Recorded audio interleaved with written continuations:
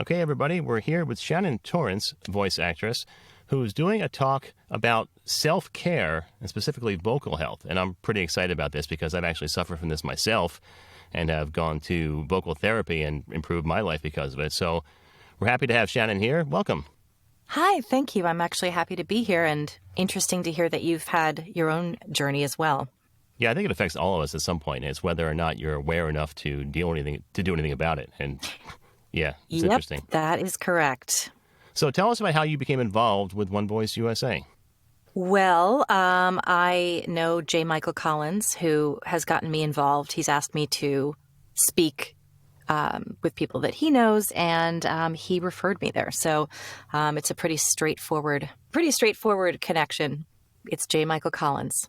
Like we said before, your talk is about vocal self-care and self-care in general. Can you tell us a little bit about some of the points that you're going to go over at your talk? Yes, I'd be happy to. Well, my interest in this and my knowledge about this comes from, unfortunately, firsthand experience. However, I think that the gift in all of it has been that I now have so much knowledge because in my quest to heal, I've had to do a lot of voice therapy. I've had to do a lot of go through a lot of an emotional roller coaster, and it's been very difficult. So I now have a passion for helping others in this area. You know, obviously I'll go into it in more depth, but my experience began with gastritis and reflux and silent reflux, which caused me to have a lot of vocal issues, and having to strain to work around those vocal issues created a secondary issue called muscle tension dysphonia. And because of that, it's been an ongoing struggle. However, I have learned to manage it very well.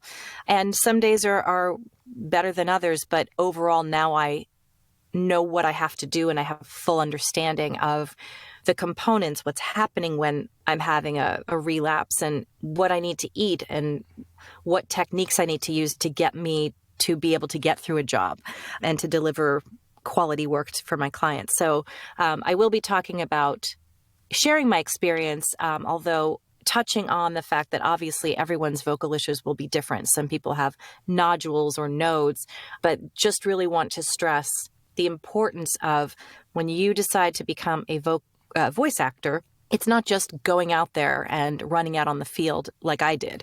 It's first learn how to use your voice. I mean, learn how to act actually first. But if you're going to do this full-time professionally, with all the opportunity that's out there for us now because of online casting sites, you can be voicing 10 hours a day, which I was. And I wasn't taking breaks. I wasn't doing exercises, and I had no knowledge of how to use my voice in a healthy way.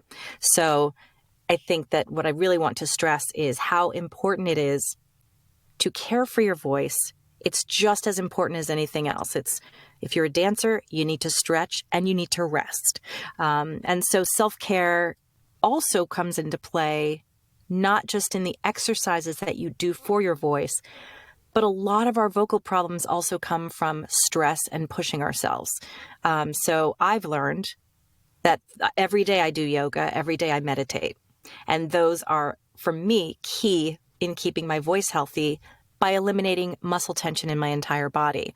So regardless of what your particular vocal issues are, it's just really important to know, to at least go to voice therapy once or twice to sort of know if I'm going to be using my voice, I better understand how my voice works as a muscle, and the physiology of it.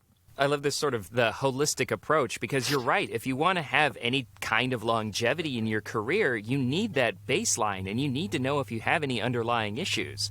Absolutely. And in fact, the word that you just used is exactly what I intend to focus on, is a holistic approach to vocal health. So I will show, several exercises that are important to incorporate, but more importantly, to prevent yourself from getting to the place where I was, where I had to give up voiceover for about 9 months. I mean, I could sort of occasionally do a thing here or there, but I had to go, and I was driving for Lyft. After succeeding in voiceover, I had to stop. And I could hardly even speak to the kids I was babysitting for. I couldn't read them Twinkle Twinkle. I couldn't sing.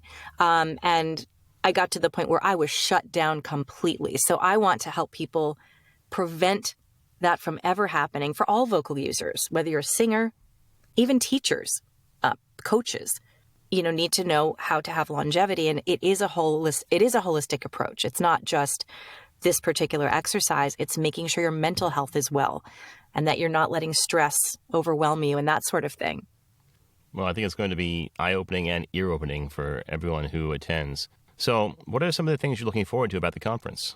Well, I think it's a great opportunity for us all to meet, which is really wonderful, and hear other speakers and hear what other people have to share. I'm really excited to hear other people's expertise in areas that I don't necessarily have, or work on things that I don't excel in now, but would like to eventually.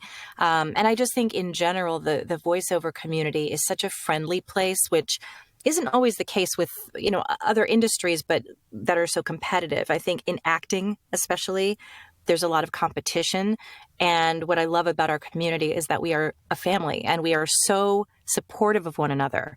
So even just in our little online groups, we've all become friends. And some of my best friends are people that I met through this community, in a group.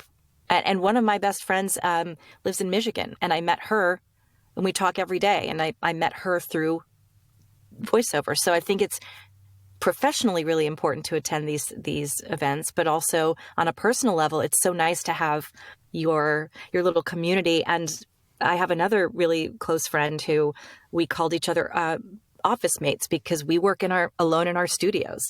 And I met her on one of the forums, and we correspond, all the time. And so it's really nice to say, hey, what are you working on today? And, oh, I had this client and this happened, and have somebody understand your world. It's really special. So not just for learning and networking and helping you advance in your career, but also just having a community of people who know what you're doing every day and are doing the same thing.